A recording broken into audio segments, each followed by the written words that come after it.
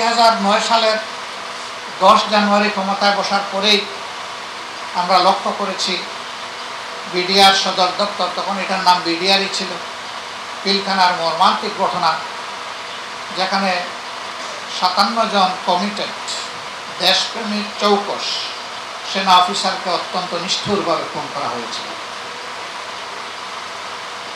তাদের পরিবারের মহিলা সদস্যদের ইজ্জত লুণ্ঠন করার পরে তাদেরকেও খুন করা হয়েছে। এরপরে এই লাশগুলো পিলখানার ড্রেইনে ভাসিয়ে দেওয়া হয়েছে, আর কোনোটাকে একত্রিত করে গণকবর তারা দিয়েছিল। এই জঘন্য কাজটি কারা করবে? আমাদের সেনাবাহিনীর উপর কারা এত বড় আঘাত দিল? দ্বিতীয় বিশ্বযুদ্ধ থেকে শুরু করে কোনো বিশ্বযুদ্ধে একদিনে এতগুলা সেনা অফিসার কোথাও মারা যায়। এই কলঙ্কের ইতিহাস রচনা হলো আমাদের দেশের। কিন্তু এত বড় সর্বনাশটা কে করবে?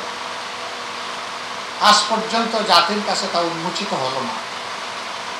সেনাবাহিনী তাদের স্বজন হারিয়ে নিজেরাই একটা ইনকোয়ারি কমিটি গঠন করেছিল।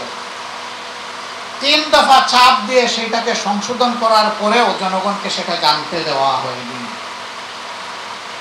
এ লুকোচুরি কি জন্য? তাহলে শস্যা দানা যেটা চালান দেওয়া হয় ভূত তাড়ানোর জন্য, ওই দানার ভিতরে ভূত আছে বলেই ভূত তাড়ানো সম্ভব হয়নি। আমার সৌভাগ্য হয়েছিল তখন জেলে যাওয়ার। বলবেন জেলে যাওয়াটা কি সৌভাগ্যের কাজ? অবশ্যই মুমিনের জন্য সৌভাগ্যের কাজ। আমি ঢাকার কেন্দ্রীয় কারাগারে যখন গেলাম, তখন এই খুনের দায়ে অভিযুক্ত কয়েকজনের সাথে আমার সাক্ষাৎ হয়। আমি ওদের হাতের উপর হাত রেখে বললাম যে, মনে করো আমার হাতটি আল্লাহর কোরআন, তুমি বলো তো এই ষড়যন্ত্রের প্রক্রিয়ার সাথে জড়িত ছিলা কিনা? এই বিভাগেরই একটা ছেলে, আমি নাম বলছি না, তার বিডিআর সদস্য, সে বলল আমি ছিলাম।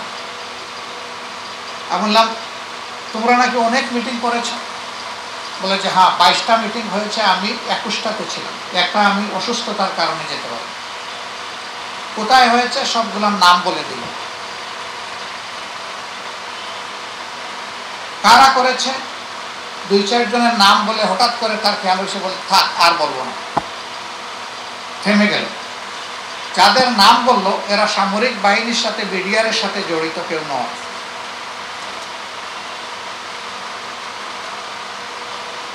আফসোস, এই বিষয়টাকে কেন্দ্র করে সামরিক বাহিনীর প্রতিসাধন করা হলো, আর বিডিআর নামের আমাদের গর্বের যে বাহিনী ছিল এটাকে শেষ করে দেওয়া হলো। 15,000 সদস্যের বিরুদ্ধে মামলা করা হলো। 500-র অধিক চাবুকের তলে জীবন দিয়ে দুনিয়া থেকে বিদায় নিল। আরও 500-700-এর বিরুদ্ধে, তাদের বিরুদ্ধে এখন ফাঁসির আদেশ ঝুলছে। কিন্তু সামগ্রিক প্রক্রিয়ার সাথে এত মানুষ জড়িত ছিল না। তাহলে এক দিলে 2 পাখি শেষ হয়ে গেল। আমাদের দাবি, এখন যে সরকার আছে তাদেরকে সত্যটা বের করে আনতে হবে। তারাই সর্বনাশ করেছে, জাতি তাদেরকে চিনতে চায়, তাদেরকে জানতে চায়। এই কাজ যারা করেছে নিঃসন্দেহে তারা দেশের বন্ধু না শত্রু? আবার বলেন, তারা বন্ধু না শত্রু? শত্রুদেরকে চিহ্নিত না করতে পারলে ভবিষ্যতে এই জাতির আরো তারা সর্বনাশ করবে। এদেরকে চিহ্নিত করতে হবে, এদেরকে আইনের আওতায় আনতে হবে।